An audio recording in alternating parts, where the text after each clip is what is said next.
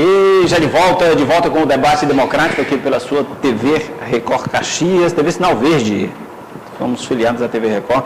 Eu vou dar algumas informações rapidamente aqui sobre a reforma política, alguns assuntos que estão correndo lá no Senado, antes de mostrar o discurso aí do Cid Gomes. Entrou em vigor, já sobre a reforma política. Gente, isso aqui é um assunto tão importante, mas que eu não estou percebendo ele sendo discutido no município. A reforma política está sendo feita de cima para baixo. Quem está decidindo isso aqui é a Câmara dos Deputados e os senadores. Eles estão decidindo pelo Brasil. Eles vão apresentar as propostas já tudo fechadinha até o final de maio. Já tem data para ser entregue. Mas a coisa está acontecendo e a discussão, ela está vindo aqui, veio para São Luís um dia desse, mas eles fizeram uma discussão rápida e voltaram. A sociedade não está participando disso. Se a gente observar, a grande maioria das pessoas não sabe nem o que é reforma política.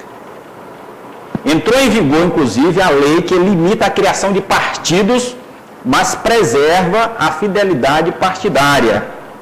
Foi criada já essa lei aí, portanto, limitando essa criação dos partidos. O que significa isso, gente? Inclusive, tem hoje está um festival de criação de partidos, estão querendo recriar o PL. O PL ele existiu até 2006, mas com a fusão entre o PRONA e o PL, houve a criação aí de outro partido, se não me falha a memória, é o PSD. O PL, o PRONA ou PR, a fusão entre o PL e o PRONA resultou no PR, que é o Partido da República. Agora, estão querendo recriar o PL. O que vai acontecer? Muita gente não está entendendo o que vai acontecer. Hoje, na Câmara dos Deputados e no Senado, a presidente Dilma Rousseff está enfrentando dificuldades para aprovar algumas coisas. E só agora, não sei se só agora o PT percebeu isso, mas o PMDB está querendo tomar tudo. O PMDB está querendo tomar tudo do governo e inviabilizar algumas coisas. O PMDB, eu quero só colocar aqui, o PMDB, ele é o partido que ele transita por todos os governos, desde a redemocratização até agora, é um dos partidos que sem o PMDB ninguém governa. Eu vou só dar um exemplo, se a Dilma quiser romper com o PMDB hoje, amanhã ela cai. Amanhã ela deixa de ser presidente.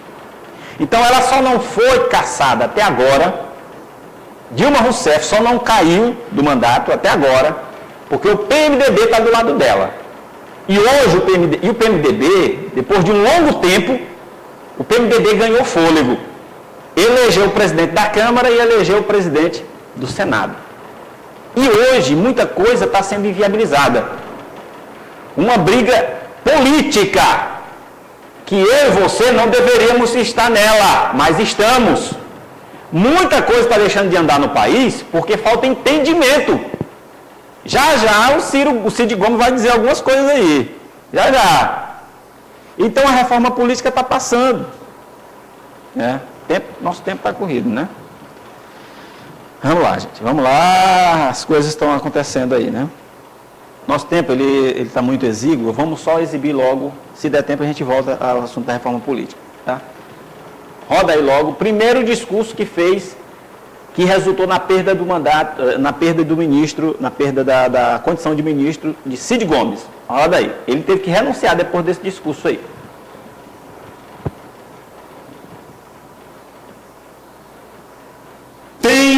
Sempre tive e terei sempre profundo respeito pelo Legislativo, pelo Parlamento.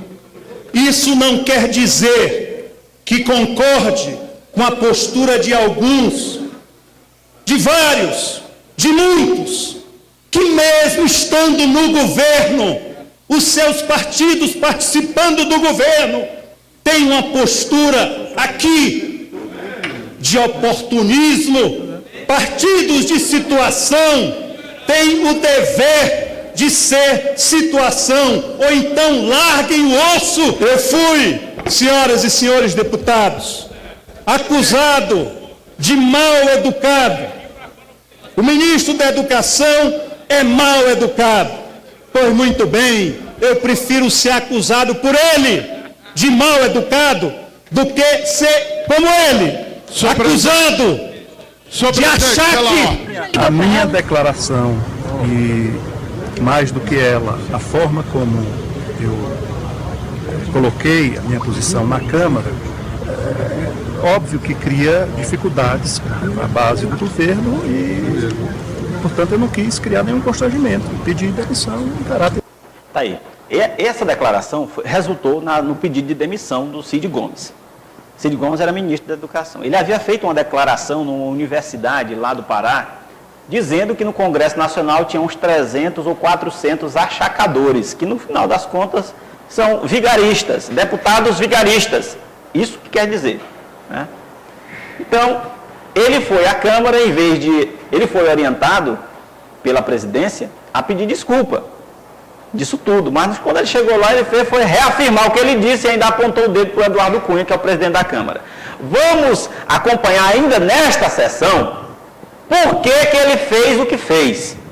E, inclusive, postura ética. Está faltando gente com ética nesse país. Cid Gomes, eu não quero aqui dizer que ele é o santinho da história, mas ele simplesmente, ele fez o que muitos políticos não têm coragem de fazer. Reafirmar uma posição e, além disso, mostrar que tem que ter decência na política. A gente não pode sair fazendo o que está fazendo aí. Inclusive, você já prestou atenção? Muitos deputados foram apontados pela investigação da Operação Lava Jato.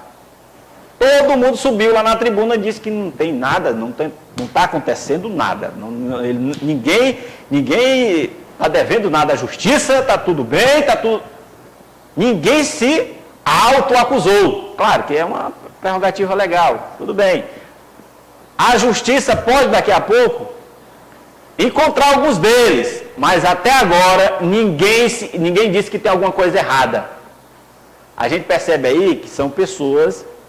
A investigação está provando que tem gente com rabo preso, com empreiteiras, com empresas, tal, que patrocinaram a campanha, mas até agora a justiça, até a batida do martelo, ninguém vai se autoacusar. Parece que não está acontecendo nada. E a gente percebe que é o Congresso que se investiga. Que história é essa? Que história é essa? Tem muito deputado que está com medo de chamar outro colega lá para a CPI. E aí ficam fazendo corpo mole, um deputado não quer chamar o outro porque é do partido tal, que apoia, não sei o que e tal. Está acontecendo isso lá no Congresso. Veja nessa mesma sessão o que disse Cid Gomes, por que ele fez isso? Porque teve deputado que cobrou dele, não, o senhor está apontando aí para o Eduardo Cunha, dizendo que ele é achacador. E os 300 outros, quem são? Roda aí. Até porque o ato de Vossa Excelência foi perante diversas pessoas, o que aumenta, inclusive, o crime que Vossa Excelência cometeu. Por que crime? Porque Vossa Excelência, ao reconhecer o que disse, falta Vossa Excelência responder às duas outras indagações. Primeiro, das duas segundas indagações. Quais seriam os 300 ou 400 deputados federais que Vossa Excelência chamou de achacadores? Vossa Excelência respondeu aqui um nome, ao indicar o dedo ao presidente da Câmara, Eduardo Cunha. Porém, resta 399 achacadores que Vossa Excelência não deu o nome. Então, alguns querem criar dificuldades para conseguir mais um ministério. Eu estarei mentindo se assim eu disser? Alguns querem criar mais dificuldade, por exemplo, tinha um que só tinha 5, criou dificuldades, criou empecilho, conquistou o 6º, agora quer o 7º, vai querer o 8º, vai querer a presidência da República, e isso É disputa de poder até certo ponto, natural, legítimo da democracia. Quando se começa a fazer isso, ameaçando uma pessoa séria, eu erro muito pouco, me perdoe, eu vim do nada e pro nada eu vou. Saí da minha pequena cidade de Sobral e para ela voltarei. E quero voltar de cabeça erguida, pelos anos que tenho dedicado à coisa pública. Eu aceitei ser ministro da presidenta Dilma porque confio nela, porque tenho absoluta convicção de que ela é séria, tenho absoluta convicção de que ela é bem intencionada e é vítima de diversos setores da sociedade brasileira, entre os quais políticos, entre os quais empresários, enfim, não é meu dever aqui nominar ninguém. Eu me sinto livre de emitir opiniões. A Grécia Antiga tinham filósofos, aqueles que amam a verdade, e tinham sofistas. Sofistas, infelizmente, são muito comuns hoje em dia. Prefere-se fazer o proselitismo ao invés de ter o mínimo de consideração e respeito pela opinião das outras pessoas. Eu não sou o Ministério Público. O Ministério Público é uma instituição à parte. É o Ministério Público quem tem dever de investigar, de procurar identificar pessoas que agem fora da lei. Não é o meu papel. E repito, não quero fazer proselitismo disso. Respeito o parlamento. Agora, perdoe-me, eu não posso chegar aqui e dizer que o que eu disse, eu não disse. Se ainda não tivesse gravação, eu não faria isso. Mas tem uma gravação e eu não tenho como mudar. Se alguém for ver, isso reflete uma opinião pessoal, fora da postura da conduta de ministério. A Procuradoria vai processar, a Presidência vai processar, e se alguém não se sentiu ofendido, tem todo o direito de não querer fazer nada e até aplaudir. Essa casa representa todos, até aqueles que acham que eventualmente o convocado tem razão e que existem 400 achacadores nessa casa. Se alguém acha isso, deve aplaudir. Se alguém não acha isso, tem que respeitar essa casa. E se o Poder Executivo faz com que um representante seu venha afrontar essa casa e ofender essa casa e não faça nada, essa casa terá que reagir, não resta a menor dúvida disso. E que ela reaja, porque eu fui eleito por vocês, pela maioria de vocês, para exercer esse poder com independência e harmonia. A harmonia não pressupõe abrir mão da independência, e a independência pressupõe se dar ao respeito. Gente, isso aí nós estamos acompanhando no Brasil. Isso aí é oposição. Isso aí, nós estamos vivendo uma guerra lá no Congresso, entre eles. Isso aí é briga por poder. Você percebe aí? O próprio ministro disse, o partido queria mais um ministério.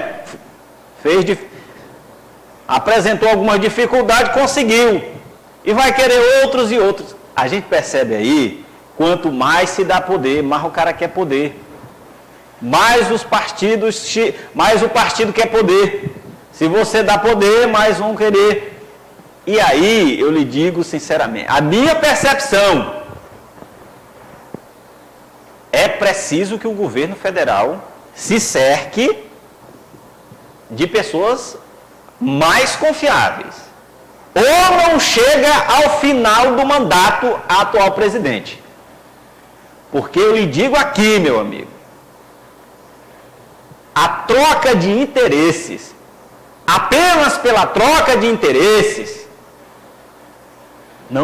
a população brasileira não vai ganhar nada. Eu vou só trazer aqui uma reflexão. O que o Cid Gomes fez aí é a postura de todo bom nordestino. Nordestino que mantém a palavra dita, mesmo que tenha que perder o cargo de ministro. Nós percebemos aí, inclusive, eu quero aqui também dizer o seguinte, os políticos, eu não sei se você em casa está avaliando também dessa maneira, mas tem muito político que se reúne para discutir apenas os interesses deles. Agora é preciso que eles entendam também, tem uma população, tem mais de 200 milhões de brasileiros que precisam de uma ação, que precisam que eles trabalhem em benefício deles.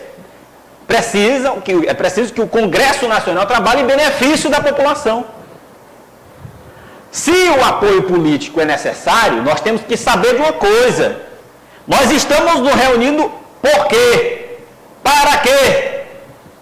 E eu lhe digo sinceramente, eu estou percebendo que o Congresso Nacional hoje tem gente lutando só por interesse ou de um partido ou de outro. E a população que se lixe. Que é isso, rapaz?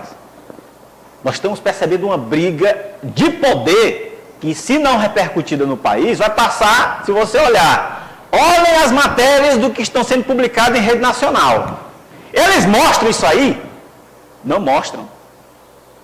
Eles não mostram os bastidores, o que acontece, a briga política que está ocorrendo, e a população brasileira sem saber de nada, cara, sem saber de nada. Eu vou trazer mais detalhes, mais informações no próximo programa.